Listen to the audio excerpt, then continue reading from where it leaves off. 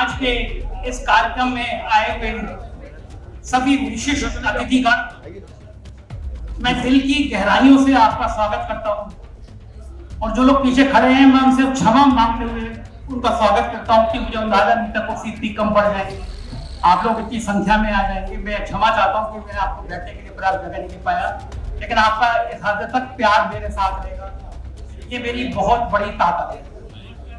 आज मैं छोटा सा परिचय 4 PM का करना चाहता हूं, आप लोगों को बात करना चाहता हूं कि आखिर 4 PM जहां तक ऊंचाई तक पहुंचा तो उसका कारण क्या था। मैं बहुत छोटे जिले की पत्रकारिता करता था, बदायूं का रहने वाला हूं, बदायूं के प्रवेश में पत्रकारिता करता था, सहारा में रहा, ETV में रहा, बरेली में स्टार न्यूज में रहा। 2004 तक आते आते मैंने देख लिया था कि जो पूंजीपति है वो मीडिया पे दबाव डालने लगे। मैं स्टार न्यूज में काम करता था, लेकिन संदेश दिल्ली से आते थे, इस नेता के पक्ष में खबर दिखानी है, इस नेता के पक्ष में नहीं दिखानी। तब मैं समझ गया था कि ये वो पत्रकारिता का दौर शुरू होने वाला है जहां मालिक तय करेगा और पूंजीपति तय करेगा कि पत्रकारिता क्या होती है। उस जमाने में चैनल कम थे, स्टार न्यूज बड़ा हैसियत वाला चैनल था, लेकिन मैंने स्टार न्यूज की नौकरी छोड़ी और लखनऊ आके मैंने वीकेंड टाइम्स साप्ताहिक अखबार निकाला, बहुत चर्चित था, और उसके कुछ साल बाद मैंने 4 PM अखबार निकाला। मुझसे बड़े बड़े लोगों ने कहा कि सामने दैनिक लखनऊ में चलेगा नहीं। लोगों ने कहा कि अगर इवनिंग अखबार चल रहा होता तो दैनिक जागरण निकाले, ताबड़तोड़ निकालेगा। लेकिन मेरे को ये बचपन से एक तमन्ना रही है कि जो मना करे काम नहीं हो सकता, मैं उस काम को करने की कोशिश जरूर करूंगा। मैंने 4 PM को लॉन्च किया और 4 PM देखते देखते शाम का अखबार आपके दिलों में बसने लगा। बहुत मजेदार वाक्य बताता हूं जिसका आज के संदर्भ में होगा। अखिलेश यादव जी मुख्यमंत्री थे और मैं अखिलेश यादव जी की सरकार के खिलाफ हर हफ्ते एक तीखी स्टोरी जरूर छापता था। ये संयोग था कि अखिलेश जी से मेरे रिश्ते बहुत अच्छे थे, मेरी लगभग हर महीने लंबी बात होती थी और कई बार ऐसा हुआ कि जिस समय मैंने खबर छापी उसके दूसरे दिन अखिलेश जी ने मुझे बुलावा भेजा। मुझे लगता था आज अखिलेश जी जरूर कहेंगे तुम ये क्या खबरें छापती। कुछ हेडिंग भी बताता हूं आपको और इस संदर्भ में बताता हूं कि आज के दौर में अगर वो हेडिंग लगा दी जाती तो क्या हाल होता। मिस्टर जैन DGP थे, उनके कुछ कागज मुझे मिले और मैंने हेडिंग लगाई थी DGP बिकता है बोलो खरीदो। आज के दौर के अगर मैं ये हेडिंग लगा दूं शायद शाम तक मेरा एनकाउंटर हो जाए, लेकिन वो हेडिंग लगाई। 2 दिन बाद अखिलेश जी का बुलावा आया, मुझे लगा कि अब ये कहेंगे, लेकिन अखिलेश जी एक शब्द नहीं कहा।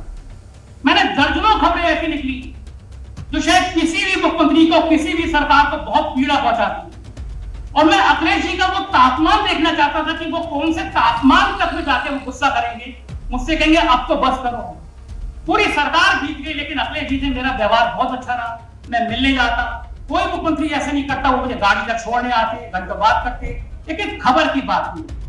एक लाइन मैंने भी खींची थी कि मैंने भी क्या किया था एक मुख्यमंत्री से, मुझे कभी किसी काम को नहीं कहना है, किसी ट्रांसफर को नहीं कहना है, किसी ठेके को नहीं कहना है। हम दोनों ने उसका पालन किया, उन्होंने मुझसे कभी खबर को नहीं कहा, मैंने उनसे कभी काम को नहीं कहा। सरकार बदलती है। मैं आपको आज लोकतंत्र की वो तस्वीर दिखाना चाहता हूँ। सरकार बनती है और 6 महीने बाद उत्तर प्रदेश सरकार के सबसे ताकतवर अफसर अवनीश अवस्थी मुझे बुलाती है। मैं समझ गया कि अवनीश अवस्थी का बुलाने का कारण क्या है। मैं वो फाइल लेके गया। अवनीश अवस्थी जी ने मुझसे कहा कि सरकार तुमसे बहुत नाराज है। मैंने कहा नाराजगी का कारण क्या है। उन्होंने कहा कि उनको लगता है कि तुम उनके खिलाफ छाप रहे हो। लखनऊ का कोई बड़ा अखबार उनके खिलाफ खबर नहीं छापता। मैं किसी बड़े अखबार का नाम भी ले रहा, कि मैंने अवस्थी जी से उस समय कहा कि मेरे कोई धंधे नहीं है, मेरी कोई फैक्ट्री नहीं है, मैं जमीनों के काम नहीं करता, जो बड़े मीडिया हाउस नहीं छापते हो, मैं कुछ गलत नहीं छापता। और रही सरकार की बात, आप सूचना विभाग के प्रमुख हैं, ये भी फाइल अखिलेश यादव सरकार के खिलाफ अगर मुझसे ज्यादा किसी ने छापा हो तो मैं आज अखबार बंद कर दूंगा। और वो बात आपको बताना मैं जा रहा हूं जो आप लोगों को पता नहीं होगी। मुझसे कहा गया सूचना विभाग, उत्तर प्रदेश का सूचना विभाग 1000 करोड़ का बजट रखता है, हम तुम्हें हर साल 8-10 करोड़ का विज्ञापन देंगे, लेकिन तुम ये पहले पेज पे जो सरकार के खिलाफ छापते हो हम छापेंगे नहीं, चेंज कर दो। मैंने उनसे कहा कि आज लखनऊ में 10,000 अखबार निकलते हैं, आपकी सरकार को गुस्से पीड़ा हुई है जो 2.5 साल पुराना अखबार है। मैंने उनको एक लाइन में स्टॉपी समझाई। मैंने कहा अमर उजाला, जागरण जैसे अखबारों को अपना नाम बनाने में 120 साल लगे और 2.5 साल पुराना मेरा अखबार अगर आपको दर्द दे रहा है तो यही मेरी पूंजी है, यही मेरी ताकत है और यही रहता है। लेकिन मुझे पता नहीं था कि मेरी जिंदगी दूसरा रूप बदलने वाली है। मैं उनसे मना करके आया। दूसरे दिन एक दरोगा मेरे ऑफिस में आया, एक फर्जी नाम और फर्जी पता लिखा हुआ था और मेरे खिलाफ आर्थिक अपराध अनुसंधान की जांच सेटअप कर दी। लकीली मैं अवस्थी जी को बदायूं से जानता था, 20 साल पुराने से जानता था। मैंने कहा आपको फोन करके, आपको लगता है कि ये वो संजय शर्मा है जो डर जाएगा? आप आराम से जांच कराइए, मैं जांच का सामना करूंगा। 1.5 महीना बीता, 2 गाड़ी भर के लोग आए, मेरा ऑफिस तोड़ दिया, ऑफिस पे हमला हो गया। उसके कुछ दिन बाद बीते, हमने एक खबर छापी एसटीएफ के महान एडीजी जो एडीजी लॉ एंड ऑर्डर भी हैं, अमिताभ यशी। अखबार मेरी पत्नी के नाम था और मैं एक लाइन हमेशा कहता हूं कि माफिया भी जब लड़ाई लड़ती हैं तो कमर के नीचे बात नहीं करते, घर परिवार में बात नहीं करते।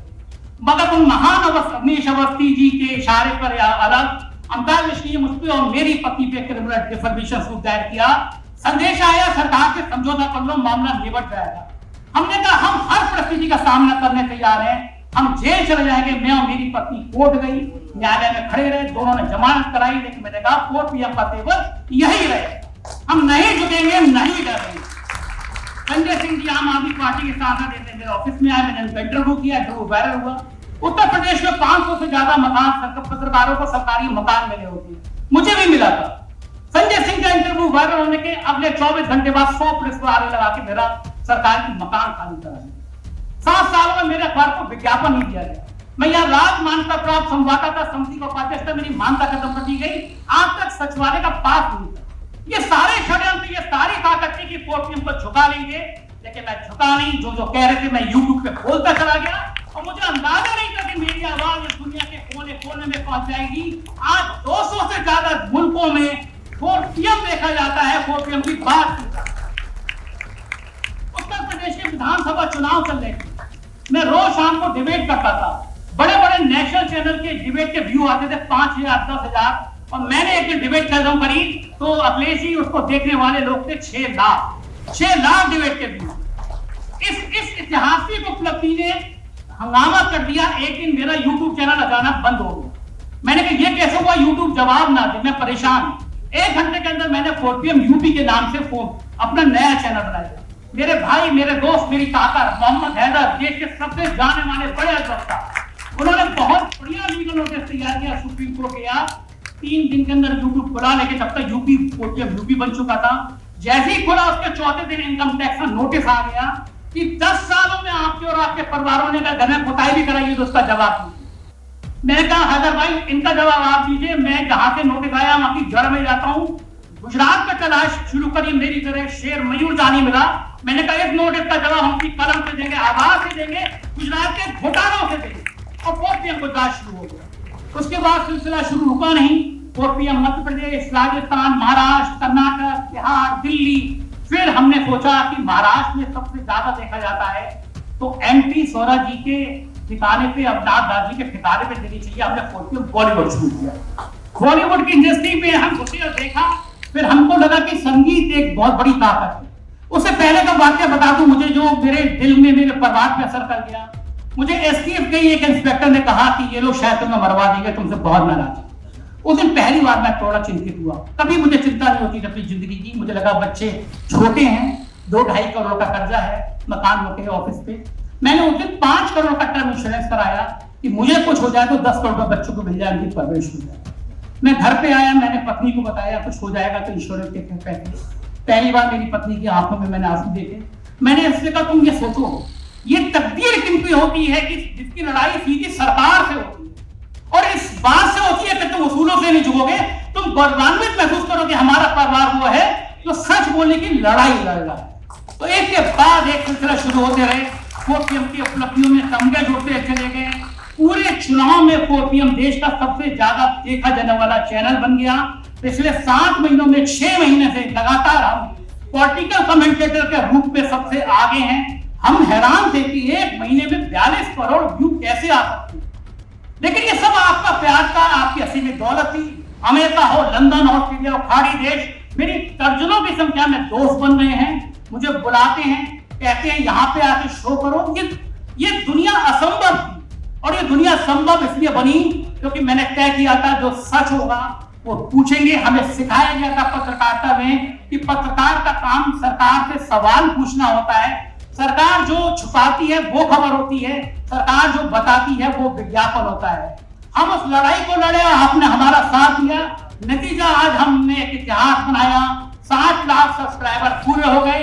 तो मैंने सोचा इस जश्न में आप सबको बुला के एक साक्षी बनूं, आप सबका प्यार हासिल करूं, अपनी टीम का परिचय कराऊं, आप सब लोग आए, बहुत बहुत आभार। हमने फिर उसके बाद म्यूजिक की दुनिया सोची। संगीत मेरी पत्नी को बहुत पसंद है, बहुत गाना गाती थी। हम लोगों की मुलाकात भी संगीत की एक वजह से बनी। हमने 4PM म्यूजिक लॉन्च किया। अवनाथा जी, शशांक जी, इन सब लोगों ने गाइड किया और हमने तय किया कि हम बहुत बढ़िया 1 या 2 गाने बंबई के बड़े स्टूडियो में हर महीने रिलीज करेंगे। लेकिन ये मकसद नहीं था, मकसद ये था कि हमारे मोबाइल पर अक्सर किसी गरीब का गाना आता है, कोई पेंटर होता है, कोई रिक्शे वाला होता है। तो अवनाथ जी ने कहा कि क्यों ना हम एक नई पहल करें, लोगों से अपील करें, अगर कोई गरीब खेत में, सड़क पे रिक्शा चलाते हुए ऐसा गीत गा रहा है, संगीत गा रहा है, तो उसका वीडियो पता भेजिए। हम उस रिक्शे वाले को बंबई ले जाएंगे, उस मजदूर को बंबई ले जाएंगे, अपने स्टूडियो में गवाएंगे, देश की वो गरीब प्रतिभाएं उनकी बात आप तक पहुंचेगी। ये कारवां लगातार बढ़ रहा है, कुछ और नई योजनाएं कुछ महीने में आपको दिखेंगी। लेकिन मैं ये सारी हिम्मत, ये सारी ताकत, सरकार की आंख में आंख मिलाकर उनसे सवाल पूछने की ताकत सिर्फ आपसे हासिल करता हूं, क्योंकि मुझे पता है आप मेरे पीछे खड़े हैं, तो दुनिया की कोई ताकत मुझे नहीं झुका सकती। आपके प्यार के लिए बहुत बहुत शुक्रिया।